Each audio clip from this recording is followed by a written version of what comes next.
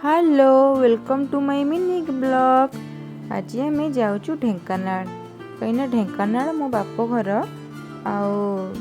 आपण मन तो जानिथिबे ढेंकानाल बरा पाई फेमस, लक्ष्मी पूजा पाई फेमस। आउ करंजियारू ढेंकानाल जीवा पाई 200 किलोमीटर आउ माने मिनिमम भी 4 घंटा रास्ता लगी जाए। आज मो भाई आसी मते नवा पाई। एबे तो दशहरा हॉलिडे चलुची किसी प्रोग्राम भी अच्छी। आज आम जाऊँ आपण मैंने तो जानिथिबे दूर रे मैरेज कले आपण मैंने जितने जीवे केते बापर गले केते माने खुशी लगे, केते एक्साइटमेंट लगे ये तो न कहले भी सरबनी। किंतु छुआ मान को नहीं गले टिके माने व्यस्त लगे, किंतु एते माने खुशी लगे घर को गला बेलू। घर लोक भी पूरा एते एक्साइटमेंट था जेहेतु झील एत बाटर माने मैरेज कले आपण मैंने जानिथिबे एटा बोधे हरिचंदनपुर ना। हाँ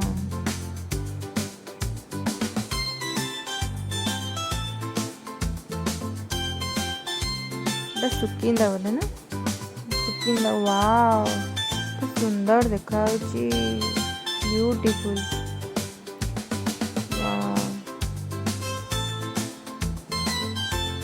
फाइनाली आम भी एंट्री कले ढेंकानाल। देखो ढेंकानाल लक्ष्मी पूजा सब सजासजी चलती। 16 तारिख जेहेतु लक्ष्मी पूजा माने आरंभ, मार्केट के भीड़ भी अच्छी बोधे ना।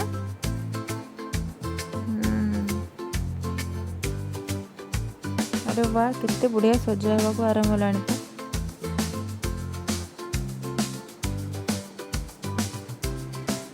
एथर तो लक्ष्मी पूजा बहुत धूमधाम हम बोधे।